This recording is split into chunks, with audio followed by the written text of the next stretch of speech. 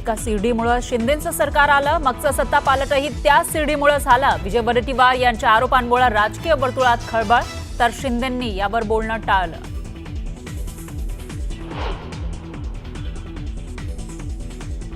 उद्धव ठाकरेंचा मवियाच्या भवितव्यावर सवाल. लोकसभेला कमावला, विधानसभेला गमावला. पुन्हा चूक करायची असेल तर एकत्र येण्यात अर्थ नाही, ठाकरेंचं वक्तव्य.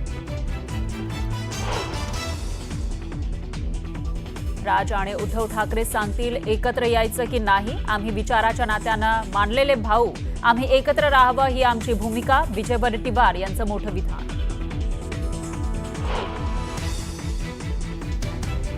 सत्ताधाऱ्यांकडून ठाकरे ब्रँड संपवण्याचा प्रयत्न, उद्धव ठाकरेंचा जोरदार निशाणा.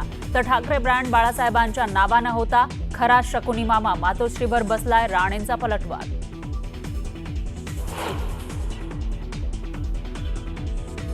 राज ठाकरे राजकारणाच्या कचरा कुंडीत गेले. मराठीच्या मुद्द्यावरून भाजप खासदार मनोज तिवारींची ठाकरेंवर टीका. राज ठाकरेंसोबत जो जाईल तो संपणार असल्याचंही केलं वक्तव्य.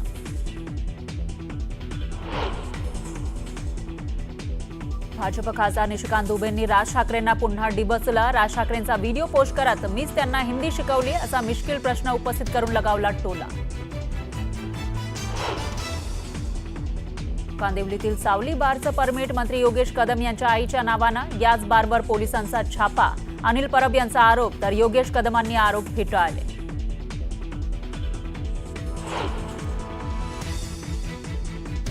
राष्ट्रवादीच्या विलिनीकरणाचा निर्णय, भाजपच्या वरिष्ठांशी चर्चा करून घेणार. खासदार सुनील तटकरेंची प्रतिक्रिया.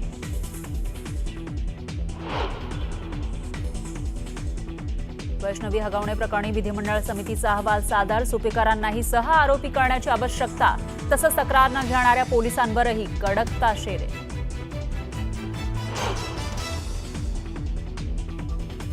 धाराशिवमध्ये मराठा समाजाचा पालकमंत्री प्रताप सरनाईक यांना घेराव. कुणबी प्रमाणपत्राला व्हॅलिडिटी दिली जात नसल्याचा तरुणांचा आरोप.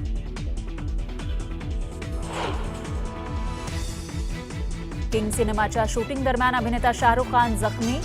उपचारासाठी शाहरुख अमेरिकेला रवाना झाल्याची माहिती. मराठीच्या मुद्द्यावरून मनसे अध्यक्ष राज ठाकरेंच्या मनसे ही आक्रमक झालेली आहे. आक्रमक भूमिका त्यांनी घेतलेली आहे. तर मीरा रोडवरील सभेतून राज ठाकरेंनी निशिकांत दुबे यांना जोरदार इशाराही दिला. आणि राज ठाकरेंनी केलेल्या टीकेला ट्विटच्या माध्यमातून उत्तर देत निशिकांत दुबेंनी मनसेला डिवचलंय. यामुळे मनसे आणि दुबेंमध्ये सामना रंगलाय. दुबे आणि ठाकरेंमध्ये कलगीतुरा. दुबेंनी पुन्हा मनसेला डिवचलं. मनसेकडून जोरदार प्रत्युत्तर.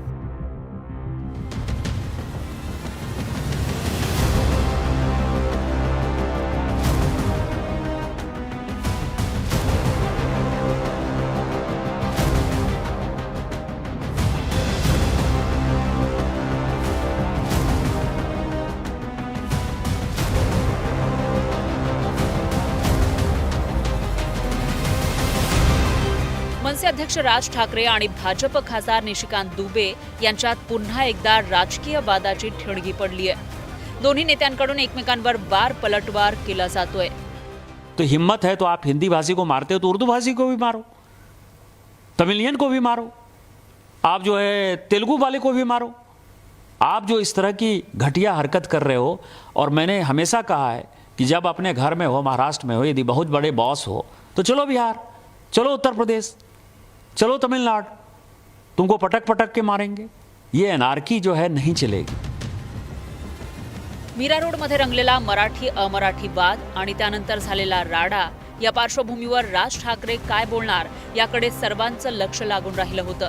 राज ठाकरेंनी भाषणात मराठीविषयी गरळ ओकणारे भाजप खासदार निशिकांत दुबेंचा खरपूस शब्दात समाचार घेतला.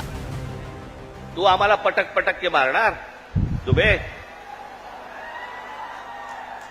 दुबेलाच मी सांगतो, दुबे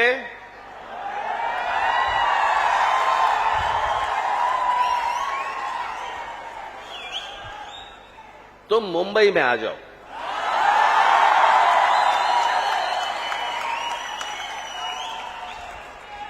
मुंबई के समुंदर में डुबे डुबे कर मारेंगे. राज ठाकरेंनी हिंदीत दिलेल्या इशाऱ्यानंतर शांत बसणार ते निशिकांत दुबे कसले. त्यांनी पुन्हा एकदा हिंदीवरून राज ठाकरेंना डिवचलं. निशिकांत दुबेंनी त्यांच्यावर राज ठाकरेंनी केलेल्या टीकेचा व्हिडिओ ट्विट करत मीच राज ठाकरेंना हिंदी शिकवलं असं म्हणत ठाकरेंना उत्तर दिलंय. निशिकांत दुबेंच्या या टोल्यानंतर वाद वाढत गेला. आता मनसेनंही दुबेंवर खोचक प्रतिक्रिया दिली आहे. राज ठाकरेला तू काय हिंदी शिकवतो? राज ठाकरेच्या वडिलांनी मोहम्मद रफीकून ही मराठीत गाणे गाऊन घेतलेत. तू आम्हाला भाषा शिकू नकोस. निशिकांत दुबेपेक्षा राजसाहेबांची हिंदी कधी चांगलीच आहे. आणि हिंदी असणं काय गैर आहे? काय वाईट आहे? आमच्या भाषेला काहीच विरोध नाही. आम्ही कुठं भाषेला विरोध केला म्हणतो? मला असं वाटतं दुबे जरी बिहारमध्ये राज असले तरी त्यांच्यापेक्षा चांगलं हिंदी हे राजसाहेबांना आधीपासून येतं. हे कदाचित दुबेंना माहीत नसेल आणि आम्हालाही हिंदी चांगलं येतं. मला असं वाटतं या लोकांचा मेंदूच गुडघ्यात आहे. मला दुबेंना एक प्रश्न विचारायचा आहे की ज्या वेळेला गुजरातमधनं 20,000 बिहारींना हाकलून दिलं, मारून मारून पळवले, तेवढा दुबे कुठे शेपूट घालून बसले होते? या प्रश्नाचं उत्तर पहिले दुबेने द्या. मग कोणी कोणाला हिंदी शिकवली तर आम्ही इथे असलेल्या भैयांना मराठी शिकवणार, त्याचं उत्तर देऊ. मनसे आणि दुबेंमध्ये रंगलेल्या या वादात आता उद्धव ठाकरेंची शिवसेना मनसेच्या मदतीला पुढे सरसावली. तुम्ही मराठी बोलताय ना, एक माणूस तिकडे बसतो मराठी माणसाला आव्हान देतोय, महाराष्ट्राला आव्हान देतोय, मराठी माणसाला पटकून मारण्याची भाषा करतोय. आणि हे शेंदाड शिपाई राज्यकर्ते भाजपचे आणि ते कोणते मिंदे गटाचे लाचार ते मान खाली घालून बसले. त्याच्यामुळे राज ठाकरे यांनी जे आव्हान दिलेलं आहे हे फक्त त्या निशिकांत दुबेला नसून हे आव्हान त्यांनी महाराष्ट्राकडे, मुंबईकडे वक्रदृष्टी पाहणाऱ्या भारतीय जनता पक्षाला आव्हान असं मी मानतो. दुबे आणि ठाकरेंमध्ये आव्हान प्रतिआव्हान रंगलेलं असतानाच भाजप नेते मनोज तिवारींनीही यात उडी घेत राज ठाकरेंवर निशाणा साधला.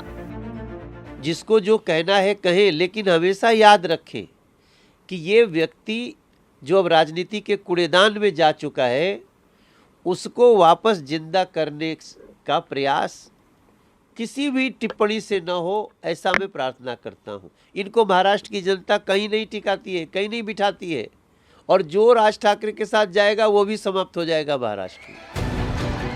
राज्यात मराठीचा मुद्दा गेल्या काही दिवसात पेटलाय. आगामी महापालिका निवडणुकीपर्यंत या मुद्द्यावरून आव्हान प्रतिआव्हान आणि वार पलटवारांचं सत्र सुरूच राहणार अशी शक्यता आहे. Bureau report, news 18 Lokmat. Lasalgaon, मनमाडसह नाशिक जिल्ह्याच्या बाजार समितीत कांद्याच्या दरात घसरण सुरूच आहे. कांद्याला सरासरी 1100 ते 1200 रुपये इतकाच दर मिळत असल्यानं शेतकरी हवालदिल झालाय. वाशिममध्ये वाहतूक पोलिसांची विशेष तपासणी मोहीम सुरू आहे. नियमांचं पालन न करणारी 13 वाहनं ताब्यात घेतली असून 61,100 रुपयांचा दंड वसूल करण्यात आलाय.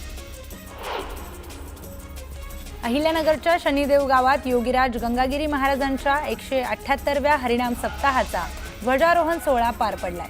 यावेळी राधाकृष्ण विखे पाटील आणि महंत रामगिरी महाराजांच्या हस्ते ध्वजारोहण करण्यात आलं. दरम्यान येत्या 30 जुलैपासून भक्तिमय वातावरणात सप्ताह होणार आहे. जालन्यात मिरचीला 8 ते 9,000 रुपये प्रति क्विंटल दर मिळतोय, तर शेतकऱ्यांनी यामुळे समाधान व्यक्त केलंय. दरम्यान पिंपळगाव रेणुकाई बाजारात तब्बल 300 टन मिरचीची आवक झाली आहे. हिंजवडी परिसरातील लक्ष्मी चौकातील अतिक्रमण नागरिकांनी स्वतःहून काढायला सुरुवात केली आहे. अतिक्रमण कारवाईच्या धास्तीनं नागरिकांनी अतिक्रमण काढायला सुरुवात केली, तर अजित पवारांनी वाहतूक कोंडीला जबाबदार असणारं अतिक्रमण काढण्याचे आदेश दिलेत. पौड पोलीस स्टेशनमध्ये पॉक्सो अंतर्गत गुन्हा दाखल असणाऱ्या आरोपीला पोलिसांनी रुग्णालयात दाखल केलंय. पीडित तरुणीच्या पालकांनी चोप दिल्यानं त्याच्या हाताला दुखापत झाली आहे. दरम्यान पोलीस बंदोबस्त नसल्यानं आरोपी पळून जाण्याची भीती व्यक्त करण्यात येते. पंढरपूरच्या चंद्रभागा नदीमध्ये 3 महिला भाविक बुडाल्याचं समोर आलंय. यामध्ये जालना जिल्ह्यातील भोकरदन तालुक्यातील 2 महिलांचा मृत्यू झालाय, तर एका महिलेचा अद्यापही शोध सुरू आहे. सांगली जिल्ह्यात संभाव्य आपत्ती लक्षात घेता पालिकेनं धोकादायक इमारती उतरवण्याची मोहीम हाती घेतली आहे। यावेळी जेसीबी आणि क्रेनच्या सहाय्याने धोकादायक असलेला पहिला आणि दुसरा मजला निष्कासित केला। नंदुरबारच्या विसरवाडीमध्ये रानभाज्या महोत्सवाचं आयोजन करण्यात आलंय। या महोत्सवात विविध पारंपरिक रानभाज्यांचे प्रदर्शन विक्री करण्यात येते, तर आदिवासी बांधवांना बाजारपेठ उपलब्ध होण्याच्या उद्देशानं या महोत्सवाचं आयोजन करण्यात आलंय। मनमाडसह नाशिक जिल्ह्यातील बहुतांश बाजार समितीमध्ये भाज्यांना कवडी मोलभाव मिळतोय। एकीकडे वाहतुकीचा खर्चही निघत नसल्याचं पाहून शेतकरी हवालदिल झालाय। जवळपास 3000 मेथीच्या जुड्या रस्त्याच्या कडेला फेकून शेतकऱ्यांनी संताप व्यक्त केलाय। छत्रपती संभाजीनगर जिल्ह्यातील वैजापूरच्या शिऊर गावातून एक थरारक आणि संतापजनक प्रकार समोर आलाय। एका भोंदू बाबानं अघोरी पद्धतीनं सामान्यांवर उपचार करत असल्याचा ढोंग करत नागरिकांकडून पैसे उकळलेत, तर महिलांना आणि पुरुषांना काठीनं त्यानं मारलं देखील। लघुशंका करत ते पाणी देखील त्यानं नागरिकांना प्यायल्याचं समोर आलंय।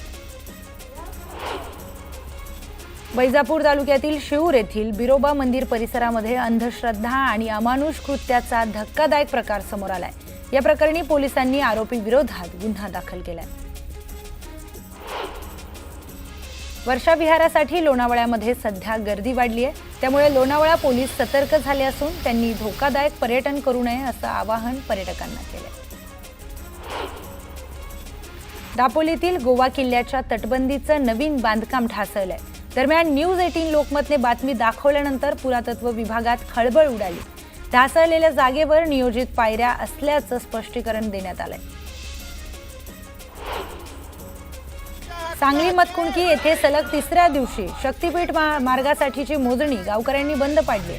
यावेळी दिवसभर टाळ मृदुंगाच्या गजरामध्ये शेतकऱ्यांनी भजन कीर्तन करत सरकारचा निषेध व्यक्त केला।